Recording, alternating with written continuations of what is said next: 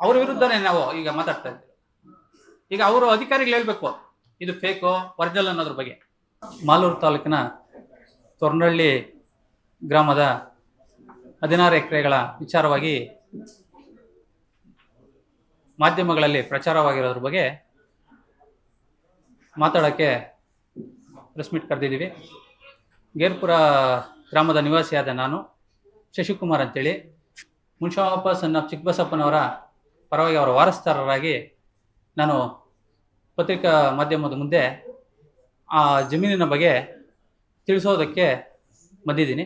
1962-63ರಲ್ಲಿ INA grant ಆಗಿರುತ್ತೆ ಮುನ್ಷಾವಪ್ಪ ಸಣ್ಣ ಚಿಕ್ಕಬಸಪ್ಪನವ್ರಿಗೆ. ಅದರ ವಿರುದ್ಧವಾಗಿ 2-3 ದಿನಗಳ ಹಿಂದೆ ತಾಲೂಕು ಕಚೇರಿಯಲ್ಲಿ ದೂರು ಸಲ್ಲಿಸಿರ್ತಾರೆ. ಹಾಗೂ ಮುನ್ಷಾವಪ್ಪನವರಿಗೆ ನೂತನವಾಗಿ ಪ್ರಾರಂಭವಾಗಿರುವ ಶ್ರೀವೇಣು ಟಿವಿಎಸ್ ಶೋರೂಮ್ನಲ್ಲಿ ಟಿವಿಎಸ್ ಕಂಪನಿಯ ಎಲ್ಲಾ ರೀತಿಯ ಪೆಟ್ರೋಲ್ ಮತ್ತು ವಿದ್ಯುತ್ ಚಾಲಿತ ಬೈಕ್ಗಳಿಗಾಗಿ ಎಂದೇ ಭೇಟಿ ನೀಡಿ. ವಿಳಾಸ ಬೈಪಾಸ್ ರಸ್ತೆ, ಮಾರುತಿ ನೆಕ್ಸಾ ಕಾರ್ ಶೋರೂಮ್ ಪಕ್ಕ, ಕೋಲಾರ. ಹೆಚ್ಚಿನ ಮಾಹಿತಿಗಾಗಿ ಸಂಪರ್ಕಿಸಿ 9986833899 ಅಥವಾ 9986933299. ಖಾತೆ ಮಾಡೋ ವಿಚಾರವಾಗಿ ಮೊನ್ನೆ ತಹಶೀಲ್ದಾರ್ ಅವರಿಗೆ ತಾಲೂಕು ಕಚೇರಿಗೆ 2023ರಲ್ಲಿ ಅರ್ಜಿ ಸಲ್ಲಿಸಿರ್ತೀವಿ, ಏನು ಖಾತೆ ಮಾಡ್ರಿ ಅಂತೇಳಿ. ತಾಲೂಕು ಕಚೇರಿಯಲ್ಲಿ ಏನು ಮಾಡ್ತಾರೆ, 2023ರಲ್ಲಿ ಅರ್ಜಿ ಸಲ್ಲಿಸಿದಾಗ 3 ತಿಂಗಳು ನೋಡ್ತೀವಿ, ಖಾತೆ ಮಾಡಲ್ಲ. ತದನಂತರ ಮತ್ತೊಂದು ಅರ್ಜಿ ಕೊಡ್ತೀವಿ, ಆಗಲೂ ಖಾತೆ ಮಾಡಲ್ಲ. ತದನಂತರ ಮತ್ತೊಂದು ಅರ್ಜಿ ಕೊಡ್ತೀವಿ, ಖಾತೆ ಮಾಡಲ್ಲ. ತಾಲೂಕು ಕಚೇರಿಯಲ್ಲಿ 2023ರಲ್ಲಿ ಕೊಡ್ತೀವಿ. ಆಗ ಏನಾಗುತ್ತೆ, ಅರ್ಜಿ ಕೊಟ್ಟು ಮೇಲಧಿಕಾರಿಗಳಿಗೆ ತರ್ತೀವಿ, ಅವರು ಗಮನ ಹರಿಸಲ್ಲ. ತದನಂತರ ಏನು ಮಾಡ್ತೀವಿ ಅಂದರೆ ಉಚ್ಚ ನ್ಯಾಯಾಲಯದ ಮೊರೆ ಹೋಗ್ತೀವಿ. ಸೆಪ್ಟೆಂಬರ್ 2024ರಲ್ಲಿ ಉಚ್ಚ ನ್ಯಾಯಾಲಯ ಆದೇಶ ಮಾಡ್ತದೆ ಮುನ್ಷಾವಪ್ಪನವ್ರಿಗೆ. ಏನಂತೇಳಿ ಆದೇಶ ಮಾಡ್ತದೆ ಅಂದರೆ, ಇವರಿಗೆ 4 ತಿಂಗಳ ಒಳಗಡೆಯಾಗಿ ಖಾತೆ ಮಾಡಬೇಕು ಅಂತೇಳಿ ಆದೇಶ ಮಾಡ್ತಾರೆ ಮೊನ್ನೆ ಉಚ್ಚ ನ್ಯಾಯಾಲಯ. ಈ ಉಚ್ಚ ನ್ಯಾಯಾಲಯ ಅರ್ಜಿ ಕೊಟ್ಟರು ಸಹ ಈ 4 ತಿಂಗಳ ಒಳಗಡೆ ಖಾತೆ ಮಾಡಲ್ಲ. ಆಗ ನಾವು ಹಿಂದೆ ಇದ್ದಂಥ ತಹಶೀಲ್ದಾರ್ ರಮೇಶ್ ಅವರು ಹೋಗಿ ಕೇಳ್ತೀವಿ, ಯಾಕೆ ಖಾತೆ ಮಾಡಲ್ಲ ಅನ್ನೋ ವಿಚಾರ ಬಂದಾಗ, ಈಗ 4 ತಿಂಗಳು ಕೊಟ್ಟಿದ್ದಾರಲ್ಲ ಅಂತ. ಹಾಗೆ ಅವ್ರೇನು ಹೇಳ್ತಾರೆ, DC-ಗೆ ನಾವು ಪೂರ್ವಾನುಮೋದನೆ ತಗೊಬೇಕು, ಅದಕ್ಕೆ ಅವ್ರಿಗೆ ನಾವು ಪತ್ರ ಮುಖೇನ ಬರಿತೀವಿ ಅಂತೇಳಿ ಹೇಳ್ತಾರೆ. ಆಮೇಲೆ ಏನು ಮಾಡ್ತಾರೆ, ಪತ್ರ ಮುಖೇನ ಎಲ್ಲ ಇವ್ರಿಗೆ DC ಕಚೇರಿಗೆ ಬರೀತಾರೆ. DC ಕಚೇರಿಗೆ ಬರೆದಂತ ಏನಾಗ್ತದೆ, ಅಲ್ಲಿಂದ DC ಕಚೇರಿಯಿಂದ ಒಪಿನಿಯನ್ ಬರೋದು ಲೇಟ್ ಆಗುತ್ತೆ. ಒಪಿನಿಯನ್ನ ಪಡೆಯೋಕ್ಕೆ ನಾವು ಅಲ್ಲಿ ಹೋಗ್ತೀವಿ, ನೋಟ್ ಮಾಡ್ತೀವಿ ಅಂತಾರೆ. ಆಮೇಲೆ ಆಯಿತು ಅಂತಾರೆ. ಆಮೇಲೆ ಇನ್ನೊಂದ್ಕಿಂತ ರಮೇಶ್ವರನೇ ಬಂದು ಕೇಳ್ತೀವಿ, ಯಾಕೆ ಸರ್ ಇನ್ನೂ ಕತೆ ಆಗಲಿಲ್ಲ, ಏನು ವಿಚಾರ ಇದ್ರ ಬಗ್ಗೆ ಅಂತೇಳಿ. ನಾವು ಪೂರ್ವ ಅನುಮೋದನೆಗೆ DC ಕಳಿಸಿದ್ದೀವಿ, ಅವ್ರ ಅನುಮೋದನೆ ಬಂದ ನಂತರ ನಾವು ಖಾತೆ ಮಾಡ್ತೀವಿ ಅಂತೇಳಿ ಹೇಳ್ತಾರೆ. ಆಮೇಲೆ ಏನಾಯ್ತದೆ, 4 ತಿಂಗಳಾಯಿತು. 4 ತಿಂಗಳ ನಂತರ ಇನ್ನೊಂದು ತಿಂಗಳು ಹೆಚ್ಚುವರಿ ಆಯಿತು. ಆಮೇಲೆ ಏನಾಯಿತು, ಕಾನೂನನ್ನ ಉಲ್ಲಂಘನೆ ಮಾಡಿದ್ರು. ಅದರ ನಂತರ ಏನು ಮಾಡ್ತೀವಿ, ಕಂಟೆಂಪ್ಟ್ ಹಾಕ್ತೀವಿ. ಹೈಕೋರ್ಟಲ್ಲಿ ಕಂಟೆಂಪ್ಟ್ CC ನಂಬರ್ 354/2025ರಲ್ಲಿ ಕಂಟೆಂಪ್ಟ್. ಆ ಕಂಟೆಂಪ್ಟಲ್ಲಿ ಎಲ್ರಿಗೂ ನೋಟಿಸ್ ಸರ್ವಾಗುತ್ತೆ. ಸರ್ವಾದ ನಂತರ ಆಗಿದ್ದ ರಮೇಶ್ ತಹಶೀಲ್ದಾರ್ ಟ್ರಾನ್ಸ್ಫರ್ ಆಗ್ತಾರೆ. ತದನಂತರ ನೂತನ ತಹಶೀಲ್ದಾರ್ ಆಗಿ ರೂಪಾ ಮೇಡಮ್ ಅವರು ಬರ್ತಾರೆ. ಅವರು ಬಂದ ಮೇಲೆ ಈ ಕೋರ್ಟ್ ಆಫ್ ಕಂಟೆಂಪ್ಟಿಂದ, ಹೈಕೋರ್ಟಿಂದ ನೋಟಿಸ್ ಬಂದ ಮೇಲೆ ಇವ್ರೇನು ಮಾಡ್ತಾರೆ, ಆ ಕಡತವನ್ನು ಎಲ್ಲಿದೆ ಏನು ಅಂತೇಳಿ ಪರಿಶೀಲನೆಗೆ ಪ್ರಾರಂಭ ಮಾಡ್ತಾರೆ. ಆಗ ಕಚೇರಿಯಿಂದ ಟಿಪ್ಪಣಿ ಮತ್ತೊಂದು ಎಲ್ಲ ತರಿಸ್ಕೊಳ್ಳೋಂಥ ವ್ಯವಸ್ಥೆ ಅವರು ಮಾಡಿ, ತಿರ್ಗಾ DC ಆಫೀಸಿಂದ ಅವ್ರು ಅಲ್ಲಿಂದ ವರದಿನೂ ಏನಾಯಿತು ಅನ್ನೋದ್ರ ಬಗ್ಗೆ ತರಿಸ್ಕೊಳ್ತಾರೆ. ಅಲ್ಲಿಂದ ಅವರು ತಹಶೀಲ್ದಾರ್ ಇವರು DC ಕಚೇರಿಯಿಂದ ತಮ್ಮ ತಹಶೀಲ್ದಾರ್ ಹಂತದಲ್ಲೇ ಕ್ರಮ ಕೈಗೊಳ್ಳಿ ಅಂತೇಳಿ ಅಲ್ಲಿಂದ ಇವರಿಗೆ ಆದೇಶ ಮಾಡ್ತಾರೆ. ಅದರಂತೆ ಏನು ಮಾಡ್ತಾರೆ, ತಹಶೀಲ್ದಾರ್ ಅವರು ಕಚೇರಿ ಆದೇಶನ ಖಾತೆ ಮಾಡೋಕ್ಕೋಸ್ಕರ ಆದೇಶವನ್ನು ಮಾಡ್ತಾರೆ. ಆ ಆದೇಶ ಮಾಡಿ ಪಾಣಿ ಸಹ ಖಾತೆಯನ್ನ ಮಾಡ್ತಾರೆ. ಅದಕ್ಕಿಂತ ಹಿಂದೆ ಆ ಜಾಗದ RIVA ವರದಿಯನ್ನು ಸಹ ಕೇಳ್ತಾರೆ. RIVA ವರದಿ ಕೂಡ ತಾಲೂಕು ಕಚೇರಿಗೆ ನೀಡಿರ್ತಾರೆ. ಅದಾದ ನಂತರ ಕೋರ್ಟ್ಗೆ ಖಾತೆ ಪಾಣಿ ಮಾಡಿ ಸಬ್ಮಿಷನ್ ಮಾಡ್ತಾರೆ ತಹಶೀಲ್ದಾರ್, ಮಾನ್ಯ ಅಡ್ವೊಕೇಟ್ ಜನರಲ್, ಮಾನ್ಯ ಕರ್ನಾಟಕ ಉಚ್ಚ ನ್ಯಾಯಾಲಯಕ್ಕೆ. ಆ ಏನೋ ಈ ಇಂಥವ್ರ ಜೊತೆ ಕರ್ತಾ ಕಳಿಸಿದ್ದೀನಿ, ಪಾಣಿಯಾಗಿದೆ ಅನ್ನೋದ್ರ ಬಗ್ಗೆ ಕಳಿಸ್ಕೊಡ್ತಾರೆ ಅಲ್ಲಿಗೆ. ಖಾತೆ ಆಯಿತು. ಖಾತೆ ಆದ ನಂತರ ಖಾತೆ ಅಲ್ಲಿಗೆ ಆಗುತ್ತೆ. ತಿರ್ಗಾ ಖಾತೆ ಆದ ನಂತರ ಏನಾಗುತ್ತೆ, ಪತ್ರಿಕಾ ಮಾಧ್ಯಮಗಳಲ್ಲಿ ಸಾರ್ವಜನಿಕರು ಖಾತೆನ ನಕಲಿ ಮಾಡಿಬಿಟ್ಟಿದ್ದಾರೆ ಅಂತ ಹೇಳಿಬಿಟ್ಟು RCL ಕಂಪ್ಲೇಂಟ್ ಕೊಡ್ತಾರೆ. RC, DC, AC ಸರ್ಕಾರಕ್ಕೂ ಕಂಪ್ಲೇಂಟ್ ಕೊಡ್ತಾರೆ. ಆ ಕಂಪ್ಲೇಂಟ್ ಕೊಟ್ಟಾಗ RC ಅವರು ಇದರನ್ನ AC ಅವರಿಗೆ ಹೇಳ್ತಾರೆ, ಏನು ಮೌಖಿಕವಾಗಿ ಇದರನ್ನ ಏನಿದೆ ಪರಿಶೀಲನೆ ಮಾಡಿ ಅಂತೇಳಿ. ಆಗೇನು ಮಾಡ್ತಾರೆ, ಈಗಿರುವಂಥ ತಹಶೀಲ್ದಾರರು ಅಲ್ಲಿಗೆ 136/2 ಸುಮೋಟೋ ಕೇಸನ್ನು ಕಳಿಸ್ತಾರೆ. 136/2 ಸುಮೋಟೋ ಕೇಸು ಕಳಿಸಿದಾಗ RA 362/2025 ಕೇಸನ್ನು ರಿಜಿಸ್ಟರ್ ಮಾಡಿ ಮುನ್ಷಾಪ್ನವ್ರು ನೋಟಿಸ್ ಬರುತ್ತೆ. ನೋಟಿಸ್ ಬಂದ ನಂತರ ವಕೀಲರನ್ನ ಮಡಗಿ ಎಲ್ಲ ವಾದ ವಿಚಾರಣೆಯನ್ನು ಮಾಡ್ತೀವಿ. ಆಮೇಲೆ AC ಅವರು ಆದೇಶ ಮಾಡ್ತಾರೆ.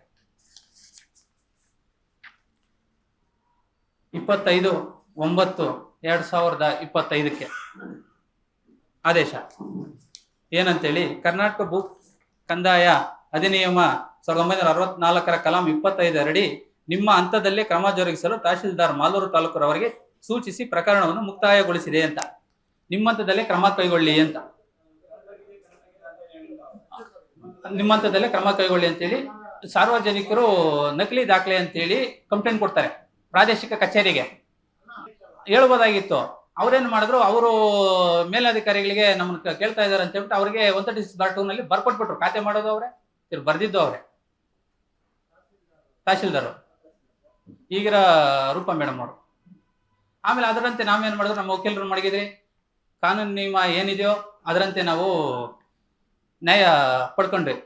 ತದನಂತರ ನ್ಯಾಯ ಪಡೆದಿದ್ದಾದ್ಮೇಲೆ ಏನಾಯ್ತು, ಇತ್ತೀಚೆಗೆ 2-3 ದಿನಗಳ ಹಿಂದೆ ಸುದ್ದಿ ಮಾಧ್ಯಮದಲ್ಲಿ ಪ್ರಚಾರ ಮಾಡ್ತಾ ಇದ್ರು, ಏನು ಇದು ಫೇಕ್ ಡಾಕ್ಯುಮೆಂಟು ಇನ್ಸರ್ಟ್ ಮಾಡಿದ್ದಾರೆ ಅಂತೇಳಿ. ಆಗ ಫೇಕ್ ಡಾಕ್ಯುಮೆಂಟ್ ಇನ್ಸರ್ಟ್ ಮಾಡಿದ್ದಾರೆ ಅಂತೇಳಿ ಹೇಳ್ತಾ ಇದ್ದಾರೆ. ಏನಂತೇಳಿ, ಇದು ಪೇಪರ್ ಕ್ರಿಮಿನಲ್ ಇದು ಬಳಸ್ಬಿಟ್ಟಿದ್ದಾರೆ ಅಂತೇಳಿ. ಈಗ ಮೊನ್ನೆ 2-3 ದಿನದಲ್ಲಿ ಆಪಾದನೆ ಮಾಡಿದಾಗ ಫಾರ್ಮ್ 76 ಕ್ರಿಮಿನಲ್ ಅನ್ನೋದು ಈ ಆದೇಶದ ಪ್ರತಿಯನ್ನು ಬಳಸಿಬಿಟ್ಟಿದ್ದಾರೆ ಅಂತೇಳಿ ತಹಶೀಲ್ದಾರ್ಗೆ ದೂರು ನೀಡಿದ್ದಾರೆ. ಈ ಪೇಪರು ಈ ಇನಾಮ್ DC 1962-63 ಇಸ್ವಿ ಇನಾಮ್ DC. ಅದೇ ರೀತಿ ನಮ್ಮ ಮಾಲೂರು ತಾಲೂಕಿನಲ್ಲಿ ಇನಾಮ್ ಅಬಲೇಷನ್ ಜೋಡಿ ಗ್ರಾಮಗಳು 30 ಇವೆ. ಆ 30 ಗ್ರಾಮಗಳಲ್ಲಿ ನಾವು ದಾಖಲೆಗಳನ್ನ ತೆಗೆದಾಗ ಸೇಮ್ ಈಗ ಇವರು ಏನು ಆಪಾದನೆ ಮಾಡ್ತಾ ಇದ್ದಾರೋ ಇದು ಬಂದು ವರ್ದೇನಹಳ್ಳಿ ಅಂತೇಳಿ ಗ್ರಾಮ.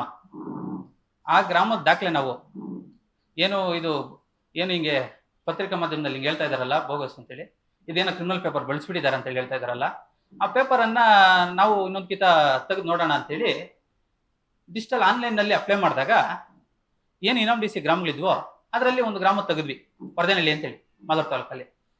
ಇದರಲ್ಲಿ ಕೂಡ ಫಾರ್ಮ್ 76 ಕ್ರಿಮಿನಲ್ ಅಂತೇಳಿದೆ. ಅಲ್ಲಿಗೆ ಇವಾಗ ಇವ್ರು ಆಪಾದನೆ ಮಾಡ್ತಾ ಇರೋದ್ರಿಂದ ಈಗ ಏನು ಈ ಪೇಪರ್ ಬಳಸಿದ್ದಾರೆ ಅಂತಂದ್ರೆ 30 ಗ್ರಾಮದಲ್ಲಿ ಬಳಸಿರೋದನ್ನು ಬೋಗಸೇನಾ ಅನ್ನೋದು ನನ್ನ ಕ್ವಶನ್. ಇದನ್ನ ದಯವಿಟ್ಟು ಅಧಿಕಾರಿಗಳು ಪರಿಶೀಲನೆ ಮಾಡಿ ವರದಿ ಕೊಡಬೇಕು ಮಾಧ್ಯಮದ ಮುಂದೆ. ಏನು ಇದು ಕ್ರಿಮಿನಲ್ ಪೇಪರ್ ಇದೆ, ಆವತ್ತಿನ ಕಾಲಕ್ಕೆ ಏನು ಬಳಸಿದಾರೋ ನಾವು ನೋಡಿರೋಂಥದ್ದು ನಮ್ಮ ಕಣ್ಣಲ್ಲಿ ಕಾಣ್ತಾ ಇಲ್ಲ. ಅದರಿಂದ ನಾವು ಬೇರೆ ಗ್ರಾಮದಲ್ಲಿ ಪಡೆದಿದ್ರಿಂದ ಫಾರ್ಮ್ 76 ಕ್ರಿಮಿನಲ್ ಸೇಮ್ ಇದೆ. 30 ಹಳ್ಳಿಗಳು ಪರಿಶೀಲನೆ ಮಾಡಿದ್ರು ಸೇಮೇ ಇದೆ. ಅದಕ್ಕೆ ಉದಾಹರಣೆಗೆ ವರದನಹಳ್ಳಿದು ತಂದು ಇಲ್ಲಿ ಡಿಸ್ಪ್ಲೇ ಮಾಡ್ತಾ ಇದೀವಿ. ಇದರಲ್ಲಿ ಈ ಆಪಾದನೆ ಸರಿನಾ ತಪ್ಪು ಅನ್ನೋದ್ರ ಬಗ್ಗೆ ದಯವಿಟ್ಟು ಅಧಿಕಾರಿಗಳು ವರದಿ ಕೊಡಬೇಕು. ಇದು ಕ್ರಿಮಿನಲ್ ಪೇಪರ್ ಇಲ್ಲೋ ಅನ್ನೋದ್ರ ಬಗ್ಗೆ. ತದನಂತರ ಏನಿದು ಜೋಡಿ ಗ್ರಾಮಕ್ಕೆ ಬರಲ್ಲ, ಇದು KG ಗ್ರಾಮ ಅಂತೇಳಿ ಏನು ಮಾಧ್ಯಮದಲ್ಲಿ ಪ್ರಕಟಣೆ ಆಗಿದೆಯೋ, ಇನಾಮ್ ಅಬಾಲಿಷನ್ ಆಕ್ಟ್ 1959 ಏನಿದೆಯೋ, ಇನಾಮ್ ರದ್ದತಿ ಪ್ರಕಾರ ಏನು ಇವತ್ತು ತೊರ್ನಳ್ಳಿ ಏನಿದೆಯೋ ಆ ಜೋಡಿ ಗ್ರಾಮ ಎರಡೂರು ಸೇರಿ ಒಂದು ಜೋಡಿ ಗ್ರಾಮ. ಒಂದು ಬಂದು ತೊರ್ನಳ್ಳಿ, ಮತ್ತೊಂದು ತೊರ್ನಳ್ಳಿ ಅಗ್ರಹಾರ. ಅವೆರಡು ಗ್ರಾಮಕ್ಕೂ ತೊರ್ನಳ್ಳಿಯವರೇ ಜೋಡಿದಾರರು. ಅಲ್ಲಿ ಇರ್ತಕ್ಕಂಥ ಗ್ರಾಮಗಳಿಗೆ ಜೋಡಿದಾರ್ ಬಂದು ತೊರ್ನಳ್ಳಿಯವರೇ ಇದ್ದಾರೆ. ಈಗ ಅಲ್ಲಿ ಏನಾಗಿದೆಯೋ ಜೋಡಿ ಗ್ರಾಮದಲ್ಲಿ ಎಲ್ಲಾ ದಾಖಲೆಗಳನ್ನ ಒಂದ್ಕಿಂತ ಪರಿಶೀಲನೆ ಮಾಡಲಿ ಅಧಿಕಾರಿಗಳು. ಅದರಲ್ಲಿ ಜೋಡಿದಾರ ಇದಾರೋ ಇಲ್ಲೋ ಅನ್ನೋದ್ರ ಬಗ್ಗೆನೂ ಸಂಕ್ಷಿಪ್ತವಾಗಿ ವಿವರ ಸಿಗ್ತದೆ. ಆ ಊರಿನಲ್ಲಿ ಒಬ್ಬರಲ್ಲ 7 ಜನ 2 ಗ್ರಾಮ ಜೋಡಿದಾರ. ಅದರ ದಾಖಲೆಗಳು ತಾಲೂಕು ಕಚೇರಿ ಲಭ್ಯ ಇದೆ. ಅದರಿಂದ ಅಧಿಕಾರಿಗಳು ಪರಿಶೀಲನೆ ಮಾಡಿಬಿಟ್ಟು ದಯವಿಟ್ಟು ನ್ಯಾಯ ಒದಗಿಸ್ಕೊಡ್ಬೇಕು ಅದ್ರ ವಿಚಾರಕ್ಕ. ಹೇಳಿ ಸರ್. ಇಲ್ಲ ಸರ್, ನಾವು ಇನಾಮ್ ಅಬಾಲಿಷನ್ ಆಕ್ಟ್ ಪ್ರಕಾರ ಖಾತೆ ಆಗಿರೋದು.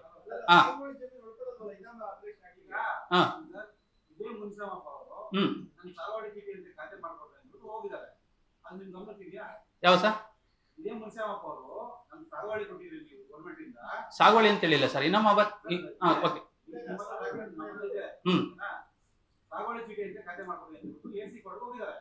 ಇಲ್ಲ ಸರ್, ಇಲ್ಲ ಸರ್, ಮುನ್ಷಾಮಪ್ಪನವ್ರು AC ಕೊಟ್ಟು ಹೋಗೇ ಇಲ್ಲ. ಇಲ್ಲ ಸರ್, ಹೋಗಿಲ್ಲ ಸರ್. ಮುನ್ಷಾಮಪ್ಪನವ್ರ ತಂದೆ ಏನಿದೆ ನೋಡಿ, ಇದು ಒಂದು ಮುನ್ಷಾಮಪ್ಪ ಸಣ್ಣಪ್ಪ ಚಿಕ್ಕಬಸಪ್ಪ, ಅದು ನೀವು ಹೇಳ್ತಾ ಇರೋದು ಏನಿದೆ ಹೇಳಿ ಸರ್. ಈಗ ನಾವು ಬಂದು 9 ಎಕರೆ ವಿಚಾರ ಸರ್, ಮುನ್ಷಾಮಪ್ಪನವರು ಪರವಾಗಿ 9 ಎಕರೆ. ನಾವು ಮುನ್ಷಾಮಪ್ಪನವರಿಗೆ ಸಂತತಿ ಇಲ್ಲ, ನಾವು ಸಂತತಿ ಇಲ್ಲ, ನಾವು ಒಟ್ಟು ಕುಟುಂಬದಲ್ಲಿ ಇದ್ದೀವಿ. ನಾವು ಸಾಕ್ ಮಗ, ತಂಗಿ ಮಗ. ನಾನು ಅವ್ರಿಗೆ 92 ವರ್ಷ ಆಗಿದೆ. ಅವರು ಅನಾರೋಗ್ಯ ಇರೋ ಕಾರಣ ಅವ್ರನ್ನ ಕರ್ಕೊಂಬರಕ್ ಆಗ್ತಾ ಇಲ್ಲ, ಇದ್ದಿತ್ತಾಗಿದ್ದಾರೆ. 62-63 ಗ್ರಾಂಟ್ ಆಗಿದೆ. ಯಾರು ನಮ್ಗೆ ಮುನ್ಷಾಮಪ್ಪನವ್ರ ಗ್ರಾಂಟ್ ಆಗಲ್ಲ, ಅದು ಇವ್ರಿಗೆ ವೆಂಕಟಪ್ಪ ಅನ್ನೋರ್ಗೆ ಆಗುತ್ತೆ ಸರ್. ಅದು ರಜಾ ದಿನ ಅನ್ನೋದನ್ನ ಅಧಿಕಾರಿಗಳು ಹೇಳ್ಬೇಕು, ನಾವ್ ಹೇಳಕ್ಕಾಗಲ್ಲ ಸರ್. ಯಾವ್ದು ಅಲ್ಲ, ಅಧಿಕಾರಿಗಳು ಅದನ್ನ ಪ್ರೂವ್ ಮಾಡ್ಬೇಕು ಸರ್. ಅಲ್ಲ ಸರ್, ಈಗ ಅಧಿಕಾರಿಗಳು ಹೇಳ್ಬೇಕು ರಜಾ ದಿನ ಇತ್ತೋ ಇಲ್ಲ. 63ರಲ್ಲಿ ನಾವು ನೋಡಿಲ್ಲ ಸರ್. ನಮ್ ಜಮೀನ್ ಪರವಾಗಿ ನಾವು ಬಂದಿರೋದು. ಈಗ ಇವರು ಇಷ್ಟು ಆರೋಪ ಮಾಡ್ತಾರೆ ಯಾರೋ ಸರ್. ನಾವು 2023ರಲ್ಲಿ ಸರ್ ಇನ್ಸರ್ಟ್ ಡಾಕ್ಯುಮೆಂಟ್ ಮಾಡಿದಾರೆ ಅಂದ್ರೆ ಅಧಿಕಾರಿಗಳು ವರದಿ ಕೊಡ್ಲಿ ಇನ್ಸರ್ಟ್ ಅಂತೇಳಿ ಸರ್. ವಿಡಿಯೋ ನೋಡ್ತಾ ಇದೀವಿ, ಅದಕ್ಕೋಸ್ಕರನೇ